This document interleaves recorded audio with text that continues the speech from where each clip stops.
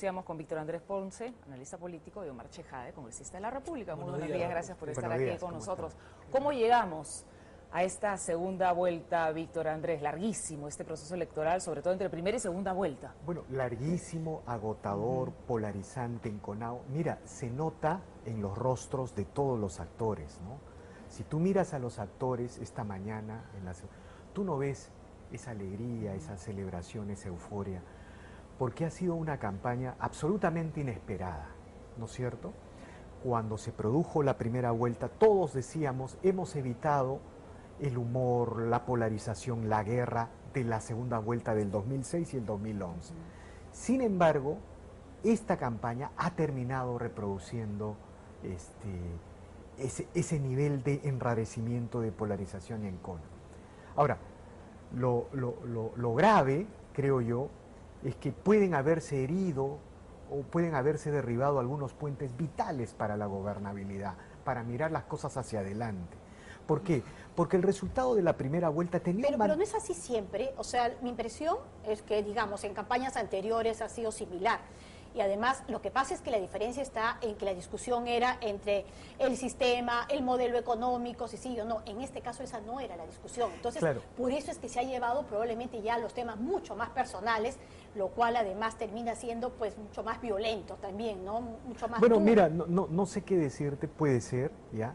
Pero lo que sí es evidente es que hoy el tema de la gobernabilidad es mucho más importante que en las elecciones anteriores. ¿Por qué? ¿Por Mira, qué? en la hipótesis de que gane PPK, él necesita un pacto con el Congreso para organizar la gobernabilidad. Las instituciones de la democracia no podrían funcionar con un fujimorismo, digamos, virulento, de oposición frontal. Entonces, eso se tiene que resolver. Y en el caso... ¿Por qué asumes que sería virulento y frontal? O sea, en la época de Humala, igualito, o sea, digamos, era el mismo escenario. Pero sin embargo, y valgan verdades, en el tema de la gobernabilidad, o sea, más allá de la fiscalización, el partido de Keiko fue sí ha estado apoyando varios proyectos, o sea, no se ha interpuesto como sí lo hizo el Partido Nacionalista en el gobierno de García. Claro, estamos confiando... Y eso lo conversaremos con Omar Chejade también. Claro, estamos confiando en la madurez del fujimorismo en el caso de ser oposición, pero también tenemos que exigirle al otro actor madurez y capacidad de establecer puentes. Ojo, la gobernabilidad se construye de a dos, no necesariamente, mira lo que has dicho, es bien expresivo. De alguna manera, quienes han desarrollado esta campaña o estas campañas polarizantes, de alguna manera confían en la madurez de uno de los actores. Bueno, está bien, pero a la inversa, mira, te digo, hablando, con esto culmino, ¿no? En el caso de ganar el fujimorismo, también está obligado a cruzar el Rubicón y convocar a la unidad nacional, porque más allá de que el fujimorismo tenga una mayoría en el Congreso, no puede cerrarse en su mayoría porque alentaría la polarización social y política en la calle, ¿no es cierto? ¿Cómo ves, Omar, el Congreso que se viene y el tema del diálogo de la gobernabilidad y de los puentes importantes de los que hablaba Víctor Andrés? Yo estoy de acuerdo con Víctor Andrés, gracias Marisol, Rosana, porque ha habido en estos últimos 6 meses, y yo he pasado una campaña dura de 6 meses entre primera y segunda vuelta, una polarización muy fuerte, y yo estoy contento que el día de hoy por fin acaben las elecciones, que es una fiesta democrática, ¿cómo no?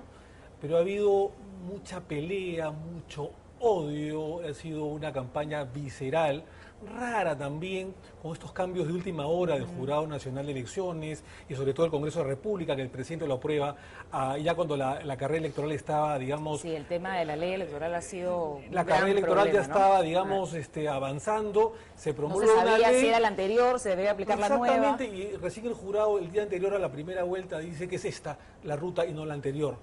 Por lo tanto, hemos estado en un grado de incertidumbre muy fuerte. Han habido candidatos que han estado en lead y luego han sido retirados. Sí. Y luego ha habido mucho odio. Y yo lo que quiero rescatar el día de hoy es que no puede ser posible que hayan habido candidatos de todos los sectores o todas las tiendas políticas que porque uno vota por blanco es un terrorista y porque el otro vota por amarillo o verde es lo mismo. De los dos lados. Es decir, quien vota por blanco es antiético, que vota por verde es terrorista o es inmoral. Eso no es así. Es como cuando mucha gente dice que porque eres abogado de fulano de tal te conviertes en cómplice de tu patrocinado. Tampoco es así. El abogado finalmente defiende causas y no es cómplice de sus patrocinados. Lo mismo sucede con el elector. El elector tiene una simpatía o una preferencia finalmente y si vota por determinado sentido no se hace cómplice ni responsable necesariamente de los errores que mañana más tarde tenga el candidato, que puede cumplir una función determinada o puede cumplir su promesa o no, o puede incumplirla como sucedió por ejemplo con este gobierno. Pero te quiero decir lo siguiente, lo que dice Víctor Andrés es cierto. Hace mucho tiempo no sucedía esto, es decir, tener una mayoría tan abrumadora como sucede con el fujimorismo de 73 parlamentarios. Si gana Keiko, va a tener una mayoría abrumadora como la tuvo su padre con 120 parlamentarios, en la que tenía más de 63 o 64 parlamentarios el año 95. Y si pierde Keiko y gana PPK, vamos a tener un gobierno que si no consensúa, tranza con la oposición, entre comillas, también va a tener un gobierno débil, pero ¿no? ¿cuánto necesita realmente del Congreso? Estaba revisando algunos artículos y señalaba que el 80%, por ejemplo, de decretos o de acciones que se tienen que emprender, el Ejecutivo lo puede hacer solo.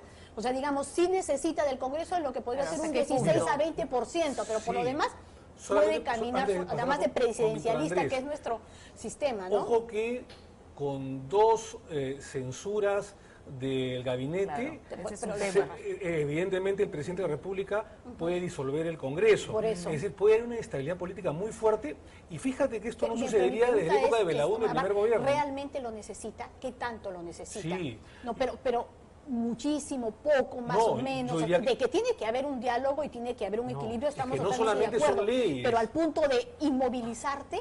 Te puede inmovilizar. Mira, lo que hay que recordar es que el régimen político peruano es semipresidencialista, no solamente mi impresión era que era presidencialista y punto, y con muchos poderes. Mira, es semipresidencialista no solamente porque el sufragio electoral de los 30 millones de peruanos elige el Congreso y la presidencia, las dos instituciones que expresan la soberanía, sino porque el Congreso tiene la interpelación, la censura y el voto de confianza, que son atributos del régimen parlamentario. Ya. Mira, te pongo un ejemplo. Que tú supones que va a haber un fujimorismo hostil. O sea, eso, no, pero ¿crees que eso se puede dar? Eso es especular un poco. Lo que tratamos de analizar es el escenario, ¿no es cierto? Digamos, acá se va a necesitar reconstruir puentes, ser audaz, de cualquiera de los lados. Te pongo un ejemplo, ¿no? Imaginémonos que PPK hace su gabinete y lo pone. A ver, ¿quién ha sido el más polarizante de PPK? A ver, no sé, se me viene a la imagen. Bueno, no, Susana. Meche Arauz. Ya, Meche Arauz, Susana Lapuente. A Cheput y Meche Arauz. Y el fujimorismo dice, ok, ese gabinete no pasa con estos 3 ministros. Claro, Bueno, eso, sí. Eso es la nueva política que tiene que surgir entre el pepecaucismo y el fujimorismo. Tiene que en la hipótesis de que el pepecaucismo gane, tiene que organizarse de esa manera. Pero y eso es partiendo de que no va a haber luna de miel en este caso. Porque siempre hay siempre hay una luna de miel, sí, siempre hay madurez. Pero no sé si va a haber luna de miel. Siempre, yo creo que siempre, o sea, el 6 de junio, todos bajamos un poco la temperatura, los rostros se atemperan, pero lo que te quiero decir es que los resultados de primera vuelta obligan al sistema político a producir un pacto, un acuerdo. No solamente, mira, en el caso del fujimorismo, en la hipótesis de que el fujimorismo que gane, si el fujimorismo no hace un pacto con los demás sectores del país, va a dar verosimilitud a toda la contracampaña que ha tenido en estos 15 años. Y el fujimorismo, si llega al gobierno, lo que va a pretender hacer es cancelar esta polarización fujimorismo-antifujimorismo que ha envilecido la política en estos últimos 15 años de estos 3 gobiernos democráticos, ¿no? Entonces, cualquiera sea el ángulo que uno observe, hay las condiciones para producir una convergencia, un pacto, más allá de las anécdotas y las guerras y las batallas que hemos vivido en esta segunda Pueden haber vuelta. condiciones, pero habrá madurez en el próximo Congreso, Omar, porque este Congreso que termina nos deja una sensación... Va a depender mucho de los líderes políticos, ¿no es cierto? Es decir, del liderazgo, de la capacidad de liderazgo del presidente de la República y de los que pierdan, ¿no es cierto? Si pierde PPK y gana Keiko, Keiko tendrá que, como dice Víctor Andrés, tratar de consensuar con las fuerzas de oposición y viceversa. Pero lo que te quiero decir es lo siguiente. Una vez recuperada la democracia el año 80, después de 12 años de gobierno militar, en el segundo gobierno de Belaúnde tuvo mayoría en ese sistema bicameral que había Cámara de Diputados y Cámara de Senadores y no tuvo problemas. Después Alan García en su primer gobierno también tenía una mayoría abrumadora en la Cámara de Diputados y luego en el Senado, y Fujimori lo mismo en la década del 90. El año 2001, los presidentes elegidos luego de la caída de Fujimori el año 2000 tuvieron la inteligencia de poder pactar, de poder consensuar a pesar de que no tenían mayoría absoluta. Lo hizo Toledo con Olivera el año 2001-2006, lo hizo García con los fujimoristas del 2006 y 2011, y el 2011 hacia adelante Ollanta pactó con las fuerzas toledistas y algunas fuerzas menos duras que el fujimorismo para consensuar y poder sacar los proyectos adelante. Fíjate que cuando gobernó Belaúnde en su primer gobierno, no tenía mayoría, fue un gobierno relativamente débil que impulsó lamentablemente y que desencadenó un golpe de Estado en octubre del año 68, Velasco. Igual sucedió con Bustamante y Rivero, el presidente, en el año 48, cuando no tenía mayoría, cuando se le eligió en 1945. Por lo tanto, lo que dice Víctor Andrés es absolutamente legítimo.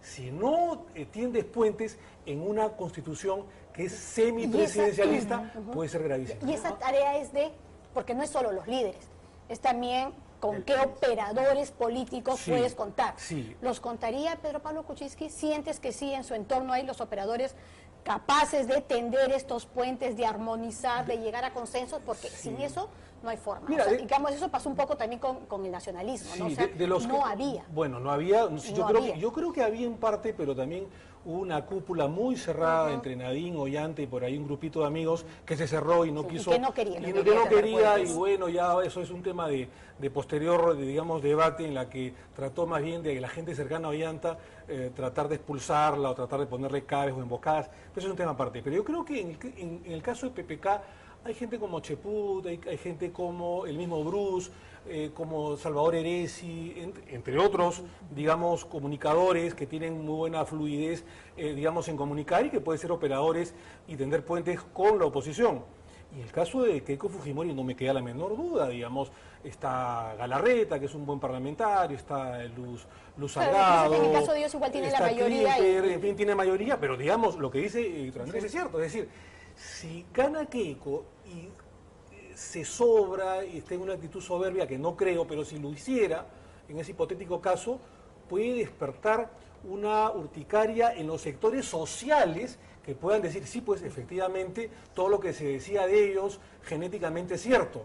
Yo espero que no sea así, creo que no va a ser así, porque yo creo que también que los errores de los padres no necesariamente los heredan los hijos, o los errores de los hermanos los heredan necesariamente la familia en sí.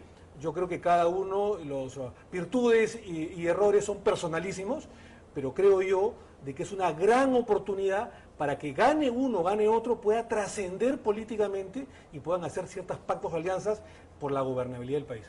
Víctor Andrés, y este es un tema que tiene que ver con un hecho de ayer. Un diario informando respecto al tema Montesinos. Eso, digamos, es mucho importante. O sea, ¿cómo puede estar pasando así tan Mira, por alto? Mira, O sea, eso es lo que o sea, el revela... momento en el que estamos hablando Mira, de la pulcritud, de las eso- elecciones, de la eso transparencia, es- del juego limpio, Eso ¿cómo puede no salir una mencionemos cosa al de esa? diario, pero Sí. eso es malo. No, por eso no lo he pero eso mencionado. es malo para la libertad de prensa, es malo para el periodismo, porque ¿sabes qué? Una de las cosas que queda en la relación política, medios y libertad de prensa en esta campaña es lo siguiente. Ha fallado la autorregulación de los medios, en algunos medios. No se han pedido disculpas y no se han hecho las rectificaciones necesarias. No vamos a mencionar casos. Cuando falla la autorregulación, Roxana, en una sociedad abierta, en una sociedad democrática, se da pie a los autoritarios y conservadores que proponen propuestas regulatorias, entre comillas, contra la libertad de prensa. En Estados Unidos, cuando un periodista del The New York Times, de Boston Globe o de Washington Post falla, porque el periodista... Y por cositas así. Mira, Roxana, el periodista está... La parte del ADN del periodista es errar.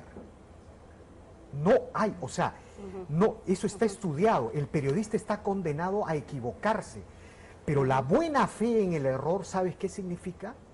Aceptarlo. Disculpas inmediatas, rectificación en la misma proporción. Y yo quiero felicitar a tu canal, no porque esté en este canal, Canal 5 ha salvado el principio de autorregulación y de libertad de prensa. Hubo un error con un audio, renunció el presidente del directorio del canal y se canceló el programa. Santo Dios, si mañana vienen los autoritarios a querer regular la libertad de prensa por los errores que han habido en las otras esquinas, diremos, un momentito, la autorregulación funciona y el ejemplo es Panamericana, ¿no? O sea, eso a mí me parece muy importante, ¿no? Muy importante. Ahora, cuando la prensa también tiene indicios, también es importante y la gente merece saber y conocer. Pero por Sí, favor, por supuesto. Además, obviamente. acá no se trata de que se no vamos a oculten mencionar cosas. casos, ¿no? Eso No se puede. Si uno dice, el deber del periodista es que si tienes un indicio también lo publicas. si uno en una denuncia dice, yo, en una acusación, tengo este papel y tengo este pronunciamiento, y luego uno se da cuenta que no hay este papel y no hay este pronunciamiento, uno ha cometido un error y pide disculpas. No estamos mencionando casos. Ahora, el gobierno con este tema de Vladimiro Montesinos ha tenido una intervención directa en el proceso electoral. Porque, a ver, ¿quién controla la base naval? La Marina.